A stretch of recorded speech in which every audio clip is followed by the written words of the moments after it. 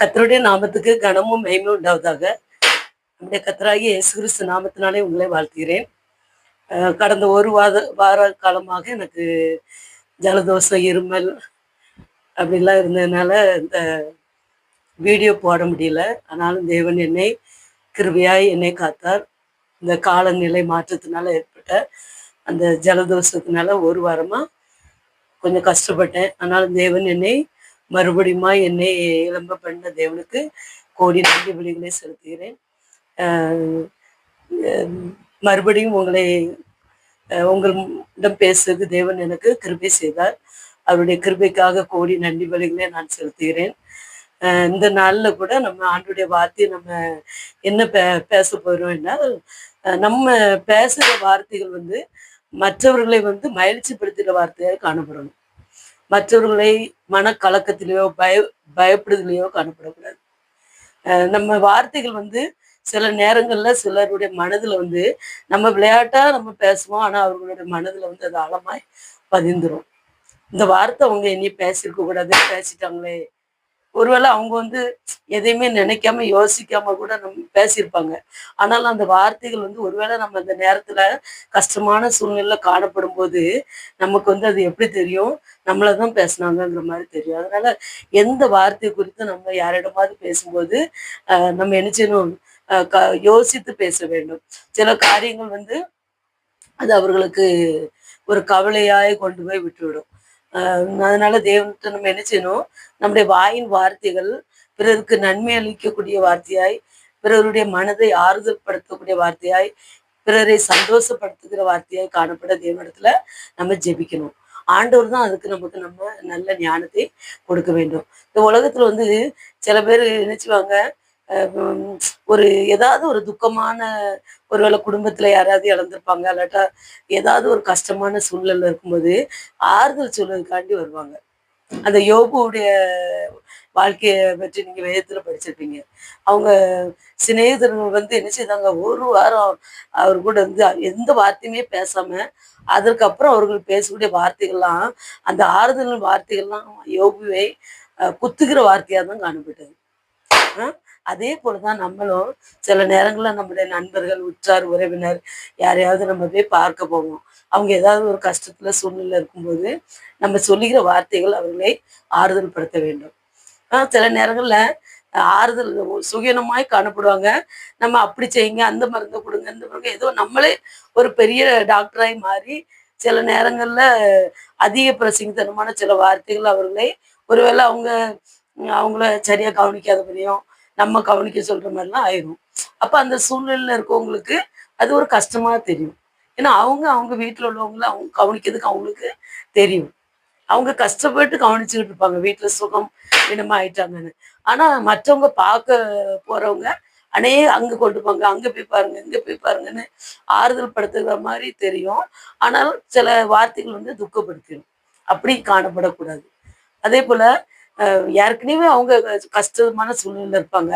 அந்த நேரத்துல போய் இவங்க சொல்லுகிற வார்த்தைகள் இன்னும் மேல மேல என்ன செய்யும், அந்த அந்த நெருப்பு மேல இன்னும் நெருப்பு ஏற்றுற மாதிரி தான் என்ன செய்யும், காணப்படும். அப்படிப்பட்ட வார்த்தைகளை நம்ம என்ன செய்யக்கூடாது, ஒருபோதும் நம்ம சொல்லக்கூடாது. வார்த்தைகள் ஒரு நேரம் கீழே விழுந்துட்டுனா விழுந்ததுதான். திருப்பி அந்த வார்த்தைகளை நம்ம என்ன செய்ய முடியாது, பொறுக்க முடியாது. அதான் சிலவங்க சொல்லுவாங்கல்ல, ஒரு அடி அடிச்சா கூட பட்டுக்கலாம், ஆனா ஒரு வார்த்தை சொன்னா பாருங்க, அந்த வார்த்தை என்னால மறக்கவே முடியாது அப்படிம்பாங்க. அப்படி எல்லாருடைய வாழ்க்கையிலையும் அந்த சம்பவங்கள் நடந்திருக்கும். சில வார்த்தைகளை சிலவங்க பேசியிருப்பாங்க. அது நமக்கு அந்த வார்த்தைகள் அது அப்படியே நம்ம மனசுல காணப்படும்.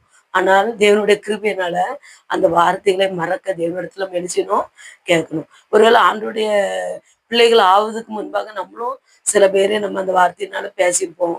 அதே போல மற்றவர்களும் நம்மள பேசிட்டாங்களேன்னு அந்த குற்ற உணர்வோட அந்த அவர்களை பற்றி ஒரு வைராக்கியத்தோடு காணப்படுவோம்.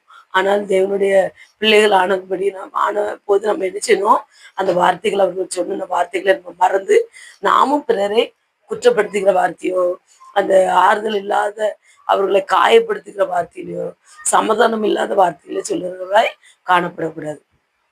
எப்பொழுதும் நன்மையே பேசணும். ஒருவரே நம்ம ஆசீர்வாதமா இருங்கன்னு சொல்றதுனால நம்ம குறைஞ்சிட மாட்டோம். இஸ்ரவேலை ஆசீர்வதிப்பதே என்னுடைய பிரியம் என்று நம்முடைய கர்த்தராகிய கர்த்தர் சொல்லியிருக்கிறார். அவர் ஆசீர்வதிக்கிற தேவன். அஹ் அவர் வந்து என்ன சொல்லியிருக்காரு, நீங்க எல்லாரையும் ஆசீர்வதிங்கன்னு தான் சொல்லியிருக்காரு. நம்முடைய கர்த்தராகிய இயேசு கிறிஸ்து நாமத்தினால் நம்ம என்ன செய்யணும், எல்லாரையும் ஆசீர்வதிக்கணும். அப்போ கர்த்தருடைய நாமத்தினால் நம்ம ஆசீர்வதிக்கும் போது ஒருவேளை ஆஹ் அவர்களுக்கு அந்த ஆசீர்வாதம் உரியவே காணப்படலைன்னா அந்த ஆசீர்வாதம் நம்மளுக்கு திரும்பி வரப்போகுது.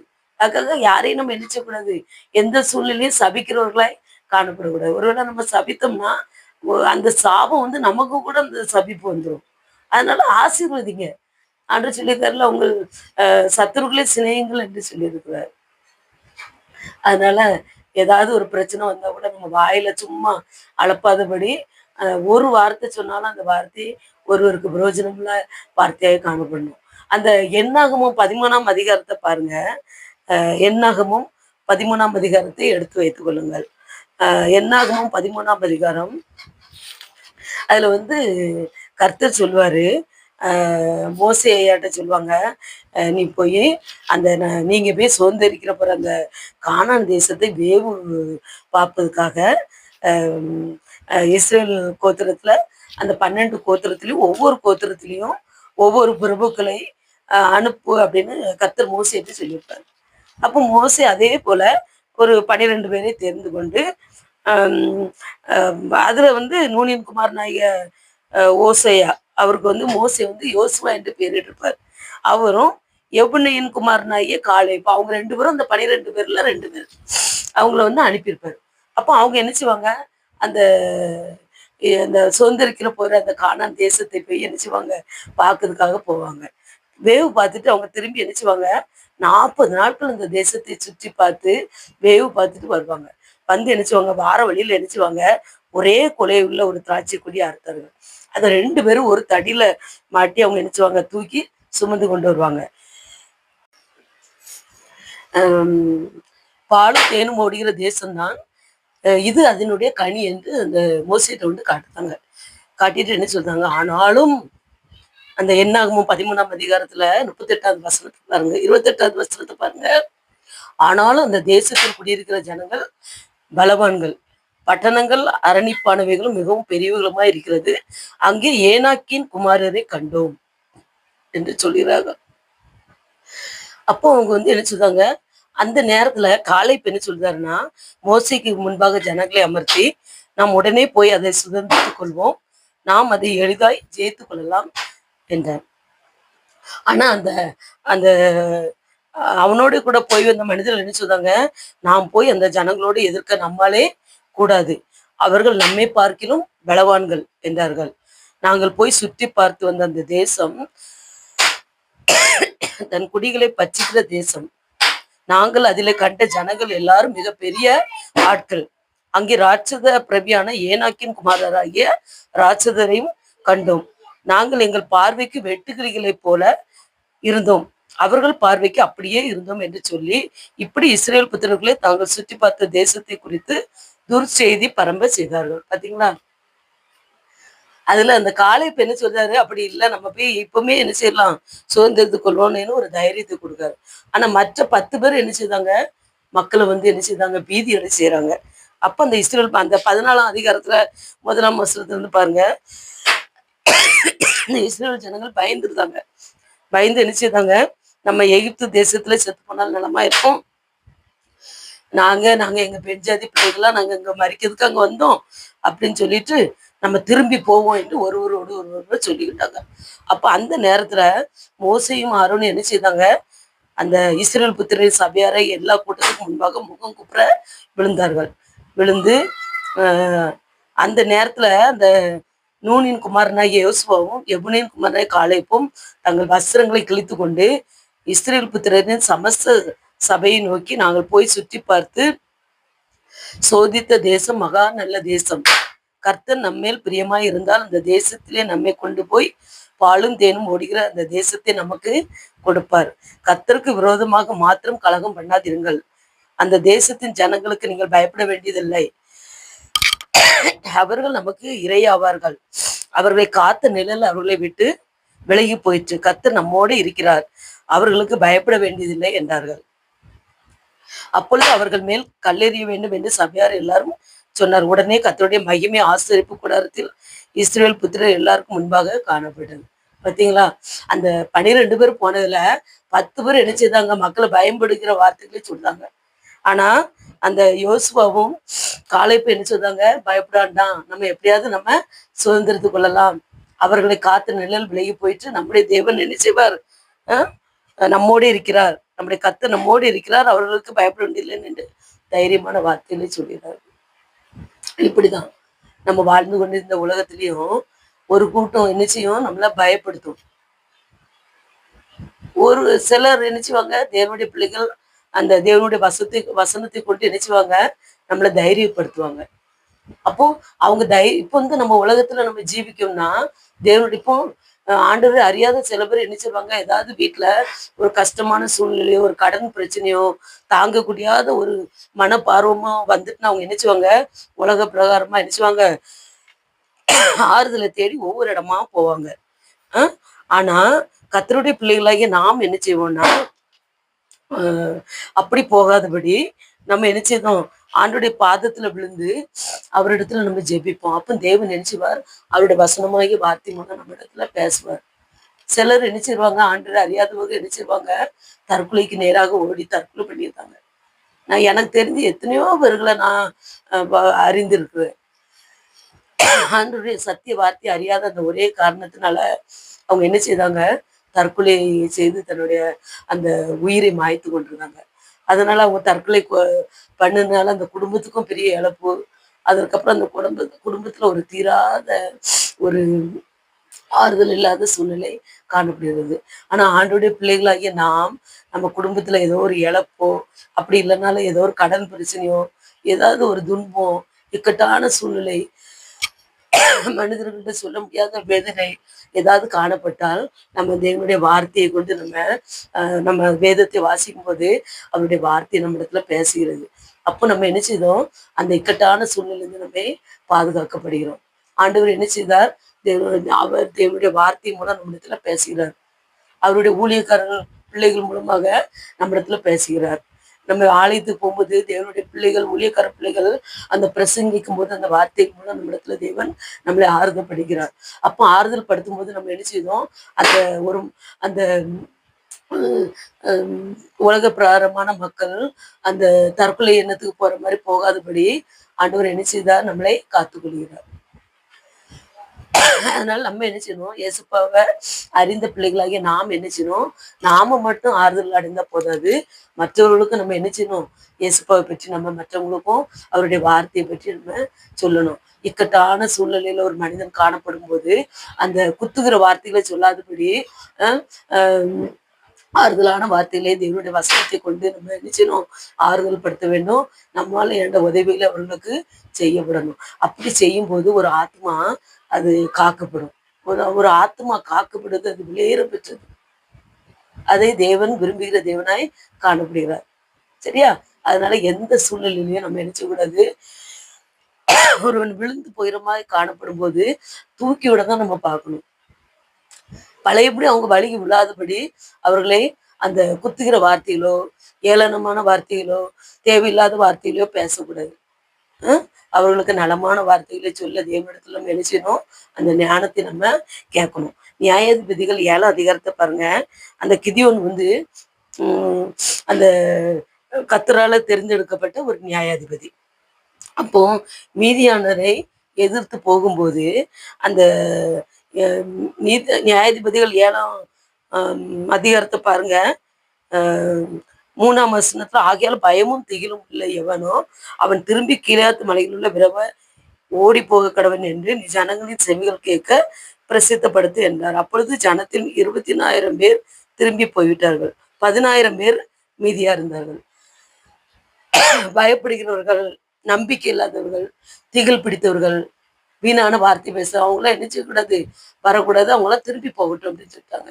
அதுக்கப்புறம் அந்த 10,000 பேர்ல இருந்தும் 300 பேர் தான் என்ன செய்தார்? கர்த்தர் தேர்ந்தெடுத்தார். அதனால அந்த தேர்ந்தெடுக்கப்பட்ட 300 பேர்களை போல நாம என்ன செய்யணும்? நம்பிக்கையுள்ளவர்களாய், மற்றவர்களை ஆறுதல் படுத்துகிறவர்களாய் நம்ம என்ன செய்யணும்? காணப்பட வேண்டும். அதற்கு அனுதினமும் நம்ம என்ன செய்யணும்? இயேசுப்பாவுடைய அந்த தேவனுடைய வார்த்தைகளை நம்ம என்ன செய்யணும்? அனுதினமும் வாசிக்க வேண்டும். வாசிக்க வாசிக்க அந்த வார்த்தைகள் நமக்கு என்ன செய்யும்? அது நமக்கு நல்ல உள்ள போய் நம்ம என்ன செய்யும்?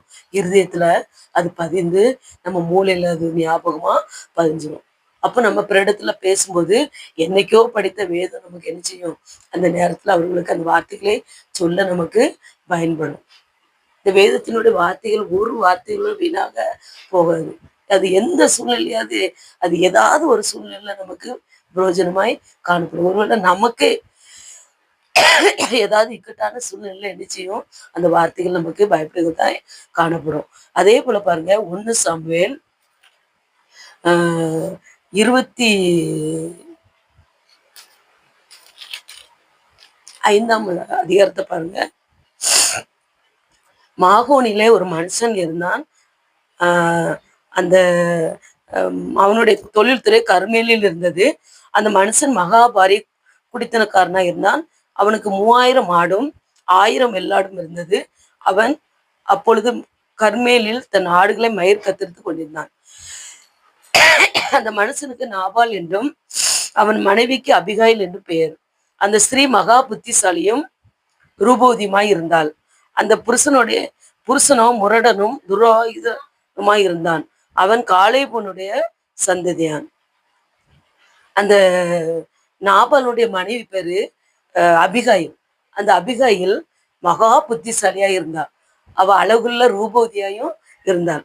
அப்போ அந்த தாவீது ராஜா அந்த சவுலுக்கு பயந்து அந்த வனாந்திரத்துல அந்த பாரான் வனாந்திரத்துல அவன் ஒளிந்து கொண்டு காணப்படும் போது அவர்களுக்கு ஆகாரம் அந்த எல்லாம் இல்லாம போயிடுச்சு.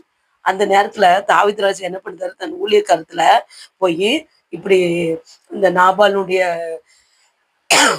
இந்த ஊழியக்காரர்கள் ஆடு மேய்த்து கொண்டிருக்கும் போது நம்ம எத்தனையோ சூழ்நிலையில அவர்களே நம்ம என்ன செய்தோம்? அந்த ஆடுகள் வீணாய் போகாது அப்படின்னு நம்ம காத்தோம். அந்த எந்த கூலியுமே அவங்க வாங்கல, உதவி செய்தோம். இந்த நேரத்துல நம்ம இக்கட்டான சூழ்நிலை நீ அந்த நாபால்ட்டு போய் இப்படி உதவிக்காது என்று அந்த ஊழியக்காரர்களை தாவீது ராஜா அனுப்புதான். அப்போ அந்த நேரத்துல அந்த ஊழியக்காரர்கள் போய் நாபால்கிட்ட போய் சொல்லுறாங்க. அதுக்கு நாபால் என்ன சொல்லுதான்? தாவீதின் ஊழியக்காரனுக்கு பிரயோத்திரமாக அந்த 1 சாமுவேல் 25 அதிகாரம் 10ஆம் வசனத்துல நாபால் தாவீதின் ஊழியக்காரருக்கு பிரயோத்திரமாக, தாவீது என்பவன் யார்? ஈசாயின் குமாரன் யார்? தங்கள் எஜமான்களை விட்டு ஓடி போயிற வேலைக்காரர் இந்நாளில் அநேகர் உண்டு. நான் என் அப்பத்தையும் என் தண்ணீரையும் என் ஆடுகளை மயிர் கத்திரிக்கிறவர்களாக நான் அடித்து சமையல் பண்ணி வைத்தது எடுத்து இன்னும் இடத்தார் என்று நான் அறியாத மனுஷனுக்கு கொடுப்பேனோ என்றான். பாத்தீங்களா? அந்த சவுல் ராஜா பயந்து இந்த தாவீது ஓடி வந்ததுனால அந்த நாபால் எவ்வளவு கேவலமா தாவீது ராஜாவை பேசுறான் பாத்தீங்களா? அந்த போய் அந்த ஊழியக்காரர்கள் என்ன செய்தாங்க? அந்த தாவீது ராஜாட்ட போய் தாவீதுகிட்ட போய் சொல்லுதாங்க. அப்ப தாவீது என்ன செய்தார்? ரொம்ப கோவம் வந்துட்டு அந்த தாவீது என்ன சொல்றாரு? அவனுடைய ஆடு நம்ம ஒன்னையுமே நம்ம எதுவுமே நம்ம வீணாய் போக செய்யல. நம்ம எவ்வளவு உதவியா இருந்தோம். அப்படி இருக்கும்போது அவன் எப்படி இந்த வார்த்தைகளை சொல்லலாம் என்று அவன் என்ன சொல்றான்? ஜனங்களே, நான் வீணா அந்த வனாந்தரத்துல நான் காப்பாற்றினேனே அப்படின்னு சொல்லிட்டு என்ன சொல்றான்? தாவீதுக்கு ரொம்ப கோவம் வந்துட்டு அவனுக்கு உண்டான நாபாலுக்கு உண்டான எல்லாவற்றையும் சூரியல் நீர் விடும் ஒரு நாய் முதலாளிலும் பொழுது போகும் விடியும் முன்னே நான் உயிரோடு வைத்தால் தேவன் தாவீதின் சத்துருக்களுக்கு அதற்கு சரியாகவும் அதற்கு அதிகமாகவும் சேர்க்கிறவர் என்று சொல்லியிருந்தான். இதை போய் என்ன செய்தாங்க? அந்த நாபாலுடைய ஊழியக்காரங்க போய் நேரா நாபால்கிட்ட சொல்ல போறாங்க. அப்போ சொல்ல போகும்போது அபிகாயில் என்ன செய்தா? அந்த நாபாலுடைய மனைவி எதிர்க்க வரா. அப்ப இந்த அபிகாயில்கிட்ட என்ன செய்தாங்க? அந்த தாவீதினுடைய ஊழியக்காரர்கள் சொல்றாங்க, இப்படி இப்படி தாவீது இப்படி கேட்டதுக்கு கொடுக்கல அப்படிலாம் சொன்னோடனே அப்போ இந்த அபிகாயில் என்ன சொல்லுறா? அவள் மகா புத்திசாலி. அவ தன் கணவனுக்கு சப்போர்ட்டா இல்ல ஏன்னா அவன் பொல்லாதவனா காணப்படுவான். அதனால அவ என்ன சொல்லுதா? அந்த தீவிரமாய் 200 அப்பங்களையும் 2 துருத்தி திராட்சை ரசத்தையும் சமையல் பண்ணப்பட்ட 5 ஆடுகளையும் 5 படி வறுத்த பயிற்சையும் வற்றலாக்கப்பட்ட 100 திராட்சை குலைகளையும் வற்றலான 200 அத்திப்பழ அடைகளையும் எடுத்து கழுதைகள் மேல் ஏற்றி தன் வேலைக்காரரை பார்த்து, நீங்கள் எனக்கு முன்னே போங்கள், இதோ நான் உங்கள் பின்னே வருகிறேன் என்று சொல்லி அனுப்பினாள். தன் புருஷனாகிய நாபாலுக்கு அதை அறிவிக்கவில்லை. அப்ப என்ன சொல்லுதா, அந்த தாவீது ராஜாவுக்கு எதுக்கு போய் என்ன செய்தா, அவ போய் என்ன செய்தா, உம், அபிகாயில் தாவீதை காண்கையில் தீவிரமாய் கழுதை விட்டு இறங்கி தாவீது ராஜாவுக்கு தாவீதுக்கு நேராக தரையில் முகப்புற விழுந்து என்ன சொல்லுதா, அவன் பாதத்தில் விழுந்து, என் ஆண்டவனே, இந்த பாதகம் என்மேல் சுமரட்டும், உம்முடைய அடியாளுடைய வார்த்தைகளை நீர் கேட்கும் பொருட்டாக உமது அடியாளுமே செவி கேட்க பேச வேண்டும். என் ஆண்டவனாகிய நீர் நாபால் என்னும் இந்த பேலியானின் மனுஷனை பொருட்டாக எண்ண வேண்டாம். அவன் பெயர் எப்படியோ அப்படியே அவனும் இருக்கிறான். அவன் பெயர் நாபால், அவனுக்கு பைத்தியமும் இருக்கிறது. உமது அடியாளாகிய நானோ என் ஆண்டவன் அனுப்பின வாலிபரை காணவில்லை என்று சொல்லுகிறார். அப்போ இப்பொழுதும் உமது அடியால் என் ஆண்டவனுக்கு கொண்டு வந்த காணிக்கை ஏற்றுக்கொண்டு என் ஆண்டவன் பின்பற்றுகிற வாலிபருக்கு கொடுப்பீராக. உமது அடியாளின் பாதகத்தை மன்னியும். கர்த்தர் என் ஆண்டவனுக்கு நிலையான வீட்டை நிச்சயமாக கட்டுவார். என் ஆண்டவன் கர்த்தருடைய யுத்தங்களை நடத்துகிறவராமே. நீர் உயிரோடு இருக்கும் நாளில் ஒரு பொல்லாப்பும் உம்மிலே காணப்படாது இருப்பதாக. உம்மை துன்பப்படுத்தவும் உம்முடைய பிராணனை வாங்க வகை தேடும் ஒரு மனுஷன் என்பினாலும் என் ஆண்டவனுடைய ஆத்மா உம்முடைய தேவனாகிய கர்த்தரில் ஆதரவில் இருக்கிற ஜீவனுடைய கட்டிலே கட்டப்பட்டிருக்கும்.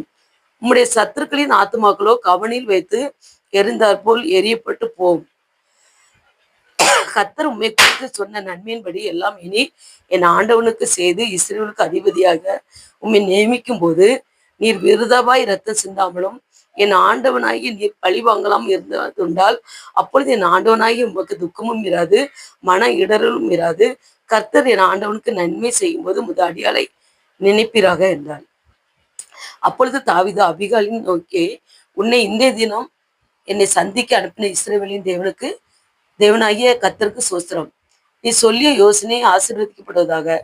நான் ரத்தம் சிந்த வராதபடிக்கும் என் கையே பலி வாங்காதபடிக்கும் நீ இன்றைய தினம் எனக்கு தடை பண்ணினபடியால் நீ ஆசீர்வதிக்கப்படுவதாக.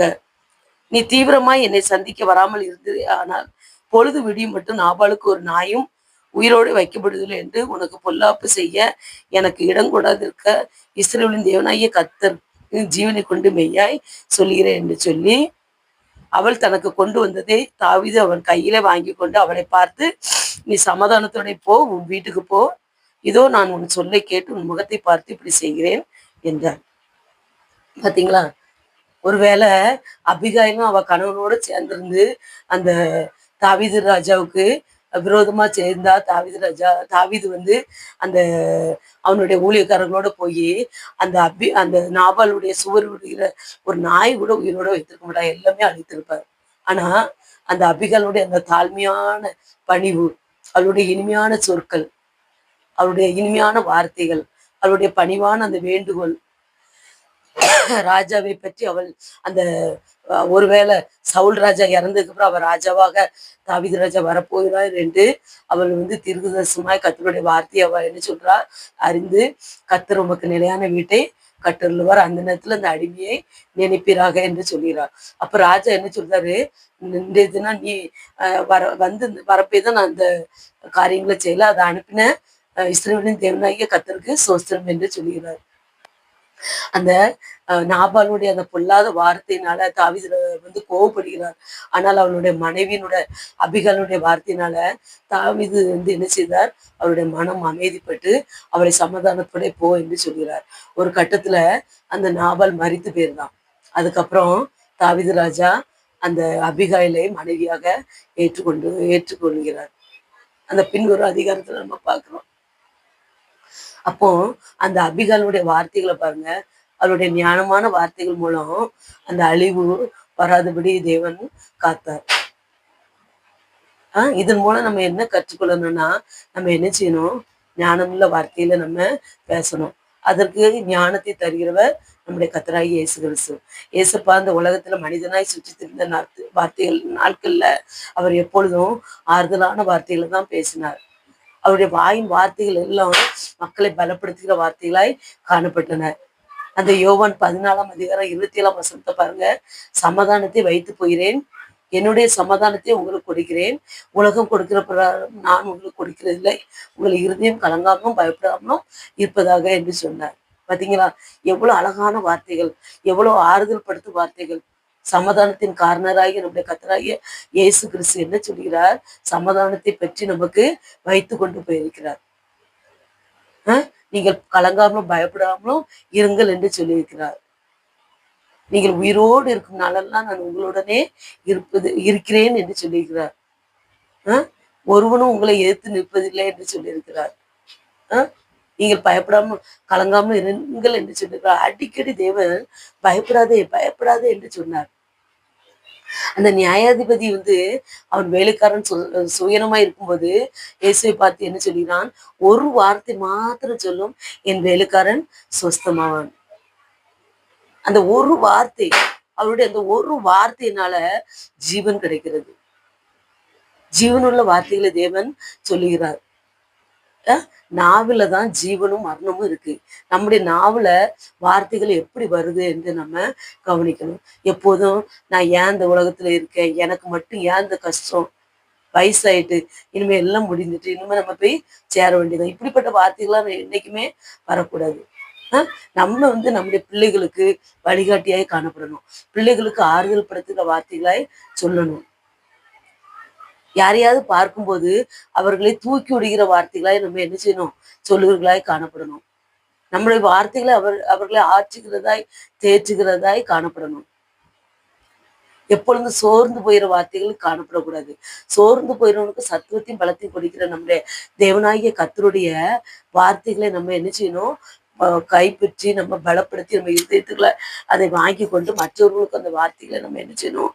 சொல்லுவர்களாய் காணப்பட வேண்டும். அடிக்கடி தேவன் அவருடைய வார்த்தைகள் ஒன்னொன்று பாருங்க, ரட்சிக்கிற வார்த்தையாய் தேற்றுகிற வார்த்தையாய் காணப்பட்டன, குணமாக்குற வார்த்தைகளாய் காணப்பட்டன. மகிமையின் தேவன் அவர் நம்மோடு வாசம் பண்ணும்போது நமக்கும் அந்த வார்த்தைகளை தந்தருள்வார். அதனால நம்ம என்ன செய்யணும்? மற்றவர்களை எப்பொழுதும் ஒருவேளை இந்த பிள்ளைகளை குறித்து கூட நம்ம என்ன செய்யணும்? பெரிய காரியங்களவே நம்ம பேசணும். சிலவங்க சொல்லுவாங்க, நீ படிச்சது போதும், நீ இவ்வளவுதான், உன்னையாலும் உனக்கு படிச்சது போதும், நீ இரு அப்படின்ட்டு சிலவங்க நினைச்சுவாங்க. இந்த குடும்ப சூழ்நிலைக்காரன பிள்ளைகள் நினைச்சுவாங்க, எப்பொழுதும் பேசுவாங்க. அப்ப அந்த பிள்ளைகளுக்கு படிக்கும்போது அது ஒரு சோர்வு. அந்த பிள்ளைகளுக்கு அறிவு ஞானம் கம்மியா இருந்தாலும் என்ன சொல்லணும்? உன்னால முடியும், உன்னால முடியும் அப்படின்னு சொல்லும்போது அந்த பிள்ளைகள் என்ன செய்யும்? அப்படியே அந்த பிள்ளைகள் அதை பிடித்துக்கணும். நம்ம பிறரை பார்த்து உன்னால முடியாத காரியம் ஒண்ணு இல்லை, உன்னால முடியும், எனக்கெல்லாம் ஒரு தாளந்தும் கிடையாது, நான் இப்படி இருக்கேன் என்று நம்ம என்ன செய்யக்கூடாது? சோர்ந்து காணக்கூடாது. நம்மளால முடியும் என்று நம்பிக்கையோடு காணப்படும். மற்றவங்களுக்கும் அந்த திடப்படுத்திக்கிற நம்பிக்கையை நம்ம என்ன செய்யணும்? கொடுக்கணும். அப்போ நம்ம இந்த திடப்படுத்தி உன்னால முடியும் பாரு, செய் பாரு, உன்னால முடியாது ஒண்ணும் இல்லை, உனக்கு எல்லா அறிவு ஞானம் எல்லாம் தேவன் கொடுத்துருக்குற அப்படின்னு சொல்லும்போது அவங்களுக்கு ஒரு உற்சாகம் கிடைக்கும். இப்ப நம்மளே பாருங்க, எல்லா வேலையும் நம்ம கற்று வரல. சில காரியங்கள் நம்மளுக்கு அதுக்குரிய அறிவு கம்மியா தான் இருக்கும். ஆனா சில பேர் பெரியவங்க நம்மள ஊக்கப்படுத்துவாங்க.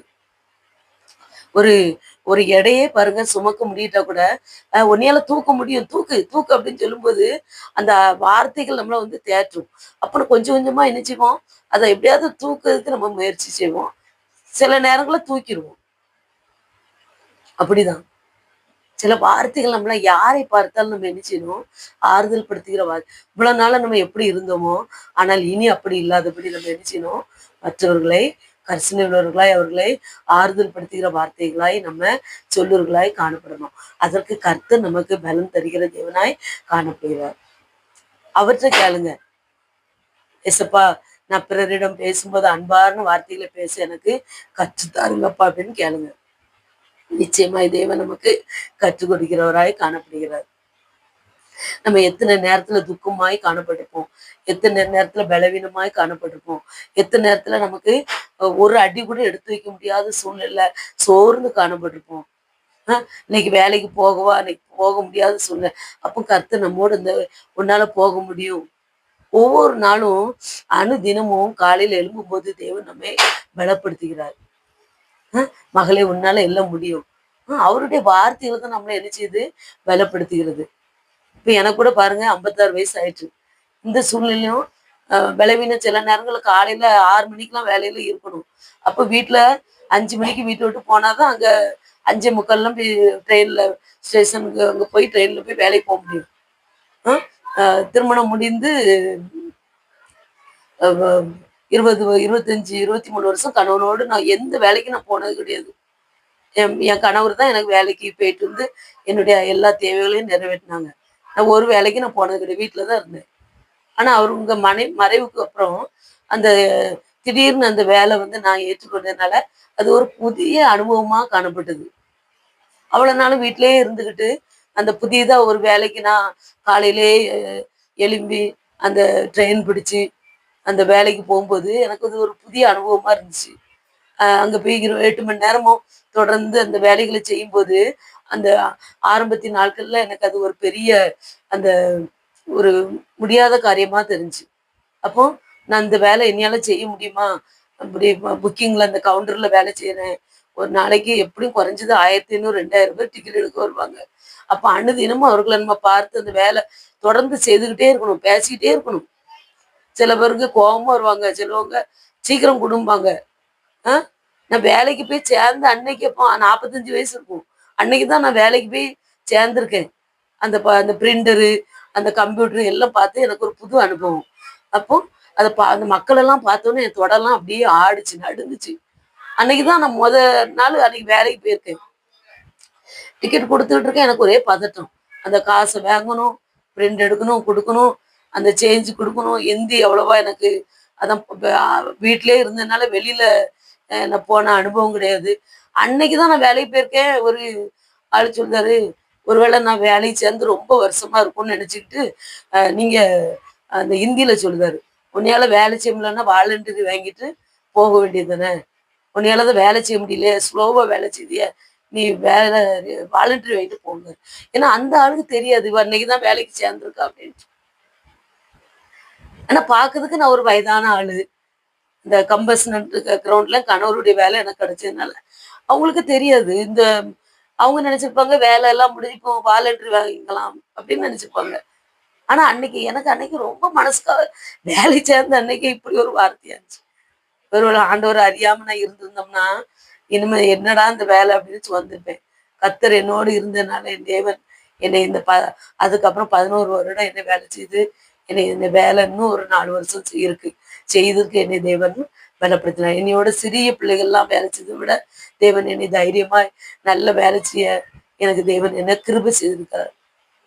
அந்த மனதுல அந்த வருகிற பயத்தெல்லாம் நீக்கி வருகிற ஜனங்களோடு எப்படி நம்ம இருக்கணும், நம்ம எவ்வளவு புன்முறுமலோடு அவங்ககிட்ட இருக்கணும், நம்ம எப்படி நம்ம வேலையை அதை ஒரு முறையாய் நம்ம ஆண்டவருக்கு பயந்து நம்ம கவர்மெண்ட்டுக்கும் நம்ம ஆண்டவருக்கும் பயந்து நம்ம கொடுத்துருக்கிற வேலையை நம்ம பயபக்தியோடு செய்யணும்னு தேவன் என்னோடு இருக்கும். அப்படினால அந்த வேலையை நேர்மையாய் செய்ய தேவன் எனக்கு கிருபையை கொடுத்திருக்கிறார். ஒருவேளை அந்த வார்த்தையை அந்த பலவீனப்படுத்திக்கிற அந்த வார்த்தை வேலை சேர்ந்த அன்னைக்கே நான் ஆண்டவரை ஒருவேளை அறியாதவளாய் ஒருவேளை ஆண்டவர் என்னோடு இல்லாத மாதிரி இருந்துதான் நான் சோர்ந்து போயிருப்பேன். அந்த வேலை செய்ய கூட என்னால முடிஞ்சிருக்காரு. ஆனா தேவன் என்னை பலப்படுத்தினார். அதனால நம்ம என்ன செய்யணும், எந்த சூழ்நிலையும் மற்றவர்களை பலப்படுத்துகிற வார்த்தைகளாய் நம்ம பேசணும். விழுந்து போகிற வார்த்தைகளை நம்ம என்ன செய்யக்கூடாது, பேசணும். நம்ம சொல்லிக்கிற அந்த ஒவ்வொரு வார்த்தைகளும் நம்ம நினைப்போம் நம்ம வார்த்தை அவங்கள என்ன செய்ய போகுது அப்படிலாம் நினைக்க கூடாது. தேவன் வந்து நேரடியா மற்றவர்கள நம்ம மூலமா தான் தேவன் மற்றவர்கள்ட்ட பேசுவார். இந்த வேத வார்த்தை மூலம், நம்ம பைபிள் மூலம், அப்போ ஊழியக்காரங்க மூலம், நம்ம மூலம் தான் தேவன் என்ன செய்கிறார், மனிதர்களிடம் பேசுகிறார். அதனால நம்ம என்ன நம்மளுடைய வார்த்தைகளா மற்றவங்கள தேற்றோம் அப்படிலாம் நினைக்க கூடாது. ஒரு வார்த்தை சிலவங்க மரணத்துக்கு நேரம் ஓடி கொண்டிருப்பாங்க, நமக்கு தெரியாது. நம்ம அந்த மனிதன் எந்த சூழ்நிலைனா கர்த்தர் அறிவார். ஒருவேளை நம்ம அந்த மனிதனுக்கு எதிராக ஒருவேளை நம்ம சந்திச்சிருப்போம். ஒருவேளை நம்ம ஏதாவது ஒரு அன்பா ஒரு வார்த்தையை சொல்லியிருப்போம்.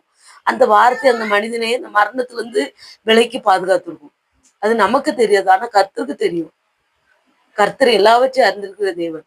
அதனால ஆண்டவர் நம்ம இந்த உலகத்துல உயிரோடு வந்திருப்பது ஒரு ஆத்மா கூட கெட்டு போக கூடாது. அந்த ஆத்மாவை நம்ம மூலமா ரட்சிப்பதற்கு கூட ஒருவேளை தேவன் நம்மை வைத்திருப்பார். அதனால நம்ம என்ன செய்யணும், இந்த உலகத்துல இருக்கிற வரைக்கும் நம்முடைய ஆயுள் நாட்கள் எவ்வளவுன்னு சொல்ல முடியாது. நம்ம ஆயுசு நாட்கள் ஒவ்வொரு நாளும் நம்முடைய பிறந்த நாள்ல இருந்து பாருங்க குறைந்து கொண்டே போகிறது. ஆனாலும் தேவன் நம்மை நல்ல சந்தோஷமாய் நம்மளை வைத்திருக்கிறார். நம்ம சோர்ந்து போகும்போது தேவன் அவருடைய வார்த்தைகளை கொண்டு நம்மளை என்ன செய்தார்? திடப்படுத்துகிறார். ஊழியக்கார பிள்ளைகள் மூலமாக நம்மை தேற்றுகிறவராய் காணப்படுகிறார்.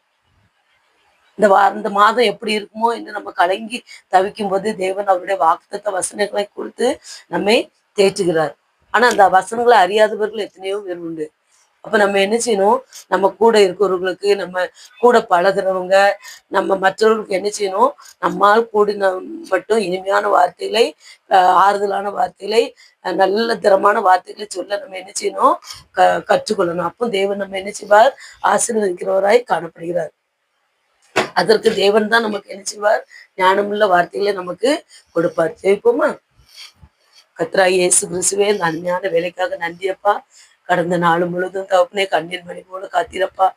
அந்த இருமல்ல இருந்து கூட அப்பா எனக்கு சுகத்தை கொடுத்தீர் தகப்பனே. இயேசுப்பா, இந்த நாளிலும் கூட தகப்பனே, இந்த ஒரு வாரத்துக்கு அப்புறம்ப்பா, இந்த நாளிலும் கூட பிள்ளைகளை ஆண்டவரே, இந்த இடத்துல ஆண்டவரே நான் வீடியோ மூலமாக பேச கிருபை செய்தீரப்பா. அதுக்காக நன்றியப்பா. கேட்டுக்கொண்டு இருக்கிற ஒவ்வொரு பிள்ளைகளையும் ஆசீர்வதிங்கப்பா. ஆண்டவரே, அருமையான வார்த்தையிலப்பா பேச கிருபை செய்யுங்கப்பா. ஒரு வேலைப்பா ஞானத்துல குறைவுள்ளவர்களாய் நான் காணப்பட்டாங்கப்பா. ஏசப்பா, என்னால் ஆண்டவரே ஏசப்பா முடிந்த வார்த்தைகளை அப்பா நீர் பேச கிருபை செய்தீரப்பா. அதுக்காக நன்றியப்பா. என் தகப்பனே இயேசுராஜா, அந்த நேரத்துல ஜெபத்துல கூடியிருக்கிற ஒவ்வொரு பிள்ளைகளையும் ஆசீர்வதிங்கப்பா. இஸ்ரவேலை ஆசீர்வதிப்பதே உங்களுக்கு பிரியம் அப்பா. குடும்பம் மட்டும் அப்பா, பிள்ளைகளப்பா அந்த வார்த்தைகளப்பா இனிமையாய் பேச கற்றுக் கொடுங்க தகப்பனே.